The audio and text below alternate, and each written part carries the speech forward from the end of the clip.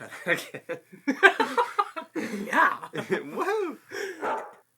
Hello, welcome to The Collision. Back Daniel Blackaby here again with my beautiful wife to talk about dogs eating spaghetti. So let's get into it.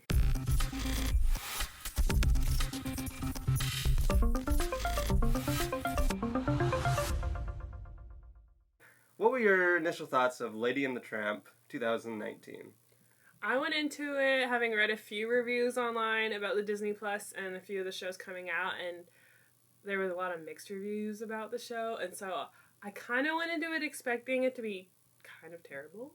The reviews I read weren't super favorable about it, and so I wasn't really sure, but I actually really enjoyed it after I got over the initial shock of animals talking. The first time one of the lady speaks, we were watching it together, and Sarah just goes, "Oh no, it's jarring." Maybe in the same way that I found it actually more jarring than like Lion King. Mm-hmm. I don't know if the technology is just a little, it's different, maybe not as good. That it is jarring when you first see it, but I think we both got used to it after. Yeah, by about the second scene where the dogs are talking, you just sort of accept. And there are a few, especially the songs. Whenever they start singing, it becomes a little much. It's like we're watching these live action dogs singing.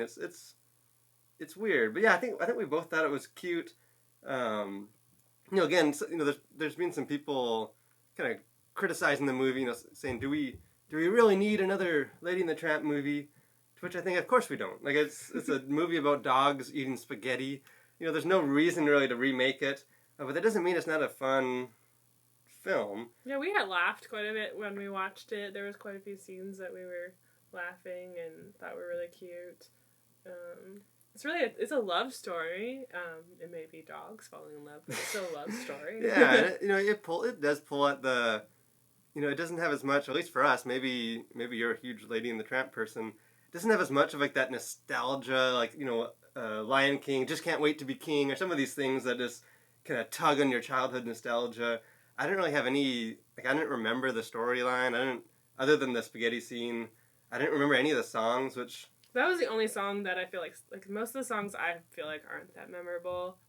But the spaghetti song, we were singing it. Yeah, the songs in this, they're forgettable. I think that's more a testament to the original cartoon, I think. Yeah. It's the same song. The spaghetti one, we were kind of swaying and singing along to it, but the rest of them, it doesn't have those, like radio kind of songs that you play. We both haven't seen the original, just to say. We haven't seen the original in a really long time. So I feel like, as much as I can remember, it's stuck pretty close to the original, but we haven't seen it in a while, so I can't remember. Yeah, we're not familiar enough to be able to and this was changed. I know there's a few things like the like Scottish dog is a male in the cartoon, and they changed it to a female, and she's great. She gets some of the best laughs. So there's some changes like that. But for the most part, I think it's not taking any huge risks or trying to reinvent the wheel. It just kind of presents here a retelling. Instead of cartoons, you have live action. They're cute, but it's not doing anything necessarily new. I don't think that's a problem. I enjoyed it. We watched it. I enjoyed it. It's the first time in a while I watched a movie at home, and I didn't do something else while I watched it. So I normally am like knitting, painting. So we sat and enjoyed the movie. We had some laughs. Yeah, and here's maybe a question, because we actually didn't talk about this beforehand, is we watched it together, two adults watching the show. We didn't watch it with our kids. Do you think this is something that they would enjoy? I think they would lose interest pretty quickly. Yeah, as I was watching it, I kind of thought it's in some places pretty sad. It's dealing with Lady sad that she's been kind of kicked out, doesn't have a home. They do add a sad backstory to the Tramp character, which I think isn't in the original. So it is, obviously a spoiler alert for a remake of a movie that came out like 60 years ago. It ends happy, and they all find, have a home and love. So it is a happy story, but it is somewhat sad, and it's not as, because they're live action dogs, it's not as like quite as zany as as maybe other kids' movies. I don't Yeah. know, and there's some kind of frightening stuff, with the rat and with the dog catcher. And As an the door adult, that it never returned, like the one-way door. yeah, a dog at the pound, and I can't remember if this is in the original, gets kind of taken to get put down, and then all the lights turn off, and I actually said as it would happen. That's dramatic. yeah, so that's kind of like, oh my, like, Daddy, what's happening to the dog? There's some of that, and I think that's okay to deal with some of those kind of bigger themes, but I wasn't, I felt like it's not like there's not bad stuff in it, that would you don't want kids to see. I just don't know if kids are going to be quite as into just sort of the romance and kind of slower pace, some of the sadness and finding home. I don't know. I think it's an 8. Our kids are about 5, almost 5, so I feel like their age wouldn't really catch on to much and really get most of the story. I feel like if you got a little older, it would probably resonate a little bit more. As far as maybe kind of a theme that, obviously this movie's been out forever, or the cartoon's been out forever, so it's not, it's not doing anything different, but I think it's sort of the theme of, it's not like a preachy movie or anything. It's just about finding kind of your home and your finding love, finding kind of loyalty, and in some ways it kind of reminds me, and again, some of it's just comes from the source material, but of like a Lion King, where the Tramp's kind of the Timon and Pumbaa, where he's he keeps talking about how he's free to be himself, free to be alone. He can go wherever he wants, sleep where he wants, do what he wants, and kind of looking down on Lady that she's just stuck behind this walls, and she has kind of these labels and this stuff. It's this carefree thing. He even kind of talks. They